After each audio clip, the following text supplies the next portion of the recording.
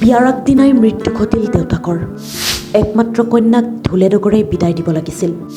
নিজেই নিথৰ দেহ হৈ গুচি গ'ল চিৰ জীৱনলৈ। মুহূৰ্ততে যে কি হৈ গ'ল। ৰভাথলীৰ পৰাই দেউতাকৰ মৃতদেহ লৈ যোৱা হ'ল শ্মশানলৈ। বিয়া ঘৰত এতিয়া কেৱল কান্দোনৰ ৰোল।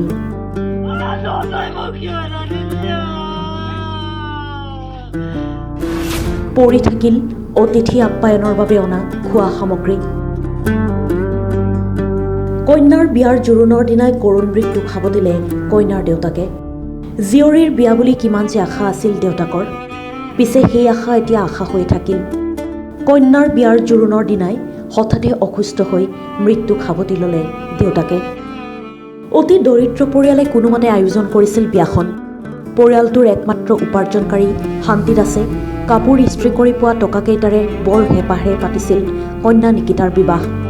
কিন্তু নিয়তিৰ কি নিষ্ঠুৰ পৰিহাস। বৰপেটাৰ সৰভোগৰ নিকিতা দাসৰ সৈতে কৈঠালকুছিৰ প্ৰাঞ্জল বৰ্মনৰ বিয়া ঠিক হৈছিল। নিশা দৰাঘৰে জোৰোণ দি যোৱাৰ পিছতে নিশা অসুস্থ হৈ পৰে কন্যাৰ দেউতাক শান্তি দাস।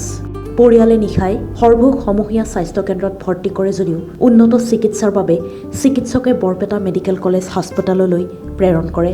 কিন্তু কন্যাক আশীৰ্বাদ নিদিয়াকৈয়ে ইহ সংসাৰৰ পৰা বিদায় মাগিলে দেউতাকে। সিহঁতৰ এনেকুৱা পৰিৱেশটো মানে একদম মৰ্মান্তিক দুখ লগা বেদনা। তাৰমানে এই গৰীব পৰিয়ালটোৱে কিবা কিবিকে মানুহৰ পৰা তোলা তুলিকে বিয়াখন জজা হৈছিল। তাৰ ফলত খালি সন্ধিয়াৰ ভাগত এনেকুৱা হৈছে। আমাৰ এই যিটো আমাৰ থাৰ্ড গ্ৰেড সন্ত্ৰলাৰ তাত নিয়া হৈছিল, পেচাবটো ব্লক হৈ গৈছিল কইনাৰ পিতৃ। তাৰপিছত শান্তি দাস, কিন্তু এতিয়া মেডিকেলত নিয়াৰ পিছত পেচাবটো ইয়াত কৰিব নোৱাৰিলে, তাৰপিছত ৰেফাৰ কৰিলে বৰপেটা ফকৰুদ্দিন মেডিকেল কলেজলৈ। জোৰোণটো হৈ গৈছে কালি, আজি বিয়া আছিল। জজা গোটেইখিনি হৈ গৈছিল। এনেকুৱা এটা ঘটনা মানে কোৱা নাযায়। দৰাৰ ফালৰ পৰা এতিয়া ছোৱালী তাত নি সিহঁতৰ নিয়মখিনি কৰি লৈ মানে সিহঁতৰ অহাকালি ৰিচিপশ্যন আছে, সেইকাৰণে ছোৱালীহঁতে আজি লৈ যায়।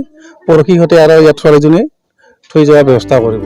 দুৰ্ভাগ্যজনক খবৰটো পোৱাৰ পিছতে দুয়োটা পৰিয়ালৰ মাজত লাগে হাহাকাৰ। কন্যা নিশিতা দাসৰ বিবাহৰ ৰভাথলী অভ্যৰ্থনাৰ বাবে ৰাইজক খুৱাবলৈ অনা মাছে মঙহে জলপান মিঠাই পৰি থাকিল ৰান্ধনি ঘৰত।